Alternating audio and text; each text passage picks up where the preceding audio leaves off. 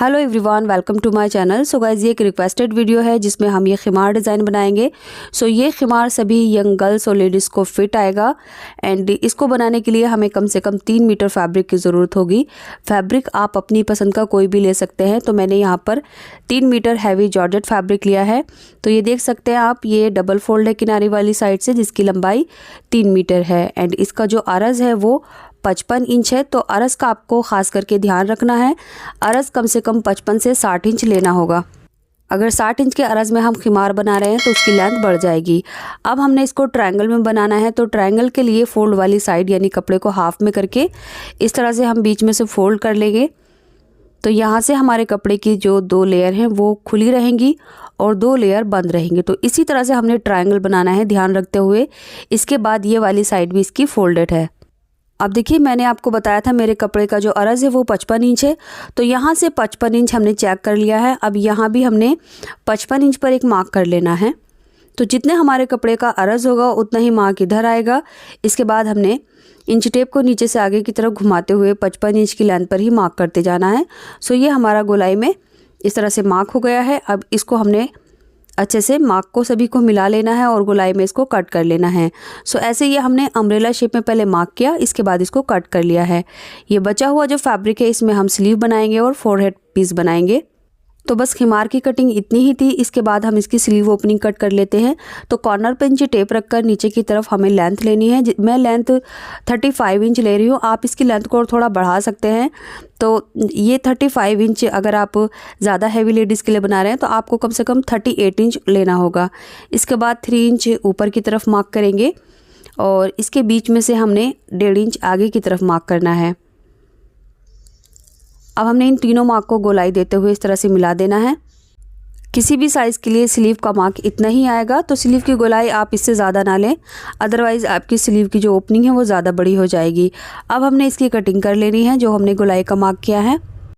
और अगर आप ज़्यादा स्लिम हैं तो आप इसकी गोलाई को और कम कर सकते हैं, यानी इसकी जो ऊंचाई है वो 2.5 इंच लेंगे और इसकी जो अंदर की गहराई है वो 1 इंच लेकर इसको लगभग 5 इंच की गोलाई पर कट कर दे। तो मैंने 7 इंच पर कट किया है, तो ये काफ़ी है। अब मैं आपको ओपन करके दिखा देती हूँ। तो देखिए, जो हमारे सर्कल हैं यानी स्लीव ओपनिंग है वो मिडिल में आई है। अभी ये डबल फोल्ड है। सो मैं वापस से इसको फोल्ड कर देती हूँ। ये किनारी वाली साइड है जिसको हमने डबल फोल्ड किया है। इसके बाद हमने इसकी फेस ओपनिंग का मार्क करना है। तो फेस ओपनिंग के लिए 6 से 7 इंच पर आप मार्क कर सकते हैं। अब सेंटर में नॉच लगाएंगे और जहाँ पर हमने ये मार्क किया है यहाँ पर दोनों लेयर में नॉचेस लगा देंगे। इसके बाद जो जहाँ पर हमने नॉचेस लगाया है यहाँ पर मैं मार्किंग करके दिखा रही हूँ। सो यहाँ मार्क भी कर लेना है साथ साथ। तो लीजिए, खिमार की कटिंग हो चुकी है। इसके बाद बचे हुए फैब्रिक से हम कफ और forehead piece and nose piece cut करेंगे। तो ये हमारे बचा हुआ फैब्रिक है, ये डबल फोल्ड है। इसमें से एक लेयर में निकाल दूंगी और एक लेयर में से सबसे पहले हम अपना फोरहेड पीस कट करेंगे क्योंकि वो बड़ा पीस होगा। तो इस तरह से हमने फैब्रिक को ट्रायंगल में रखना है और इसको हमने इस तरह से डबल फोल्ड करना है। यहाँ आप ध्यान से देखें, जब हम इसको इस तरह से फोल्ड करेंगे तो ये ओरेब में फोल्ड हो जाएगा।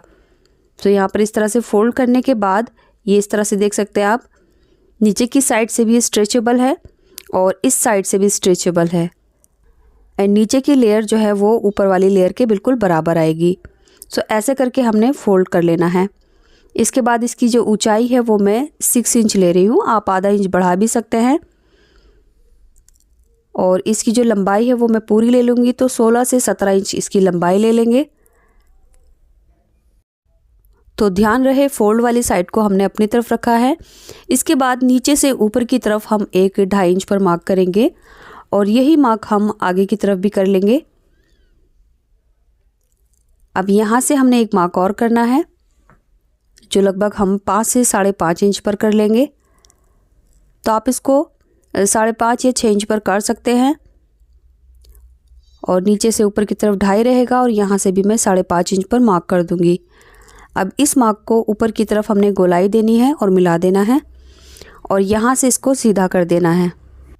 अब जो हमने मार्किंग की है इसी पर हम कट कर लेंगे। सो गाइस, आपको अगर ये वाला पार्ट समझ नहीं आया है तो आप यहाँ पर वीडियो दोबारा देख सकते हैं या फिर आप वीडियो को स्लो करके भी देख सकते हैं।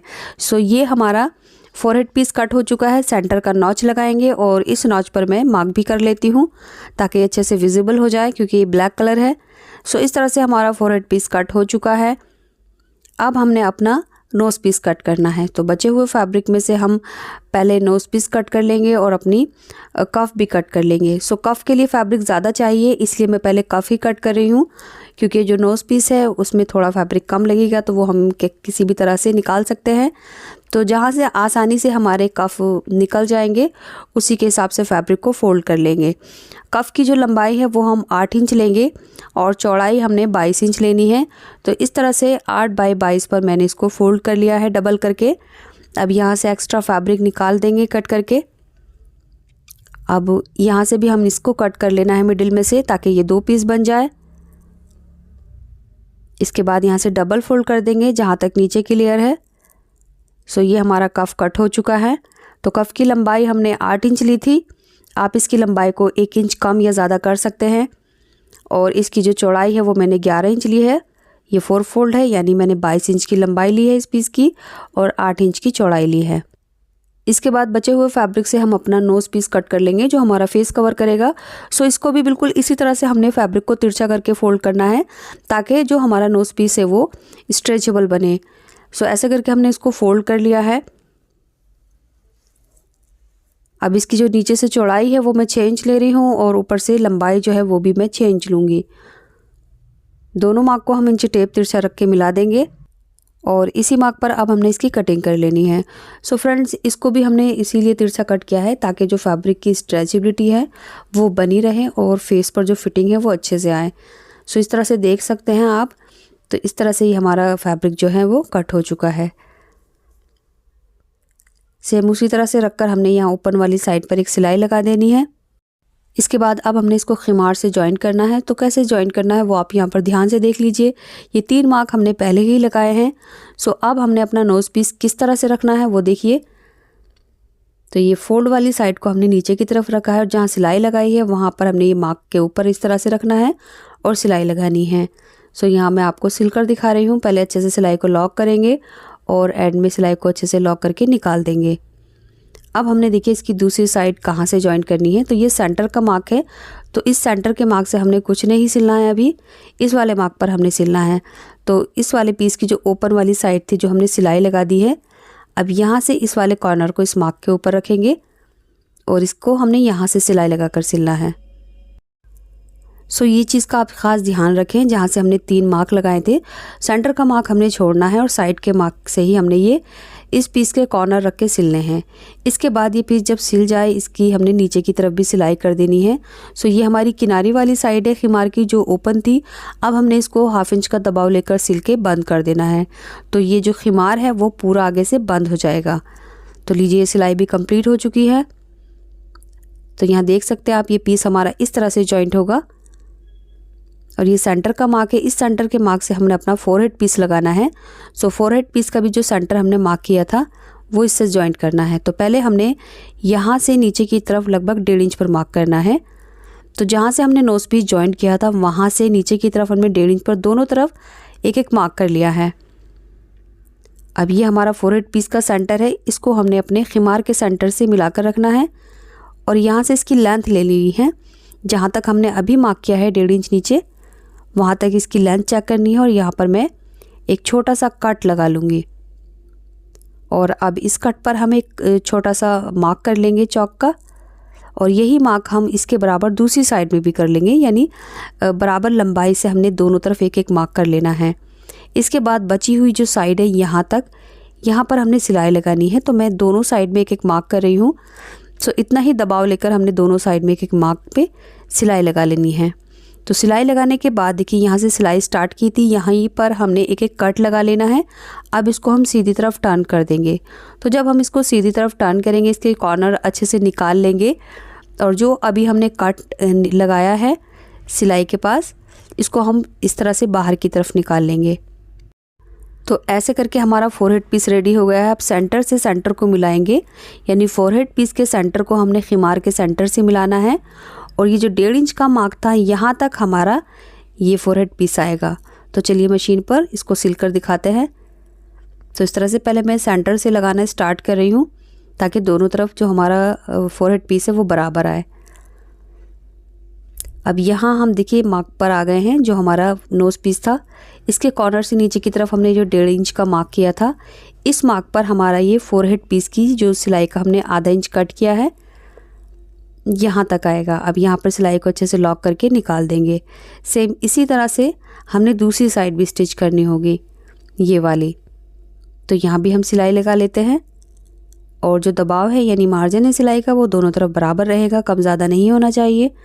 और ऊपर जो फोरहेड पीस का फैब्रिक है उसको भी नहीं खींचेंगे क्योंकि वो गोलाई में है, अगर हम इसको ज़्यादा खींचेंगे तो वो बढ़ भी सकता है। तो लीजिए इस तरह से अब ये हमारा बराबर एक्यूरेट आ गया है और यहाँ सिलकर हम इसको निकाल देंगे। फोरहेड पीस लगाने के बाद अब आप चाहें तो इसके ऊपर सिलाई भी कर सकते हैं, यानी जो अंदर वाली सिलाई है ये वाली, यहाँ पर आप एक पैर की सिलाई के साथ इसको दबा सकते हैं। हालांकि आयरन करने के बाद ये अच्छे से सेट हो जाएगा तो सिलाई की भी कोई ज़रूरत नहीं है, बट आप चाहें तो यहाँ लगा सकते हैं। इसके बाद खिमार का नीचे से जो घेरा है उसको मैं 1/4 इंच डबल फोल्ड करके एक सिलाई लगा लूँगी, यानी नीचे का जो घेरा है उसको हमने हेम कर लेना है। अब हमने अपना कफ बनाना है। कफ बनाने के लिए मैंने एक साइड से सिलाई करके इसको हेम कर लिया है। इसके बाद हमने ये ब्लैक कलर की इलास्टिक थ्रेड लिया है। ये इलास्टिक थ्रेड आप अपने पास की किसी भी धागे की दुकान से ले सकते हैं। अगर नहीं मिल रहा है आपके आसपास कहीं तो आप इसको अमेज़ॉन पर भी सर्च कर सकते हैं। सो इस तरह से ये थ्रेड को हमने अपनी बॉबिन के ऊपर भर लेना है। क्योंकि ये इलास्टिक थ्रेड है तो इसको हमने खींचते हुए नहीं भरना, बिल्कुल हल्के हाथों से ही भर लेना है। अब इसको डिब्बी के अंदर इंसर्ट कर देना है एंड इसके बाद हमने ये वाला जो स्क्रू है इसको थोड़ा सा लूज़ कर लेंगे क्योंकि ये इलास्टिक थ्रेड है थोड़ा सा मोटा है, तो यहाँ पर इस वाली जो पत्ती है इसमें थोड़ा गैप होना चाहिए।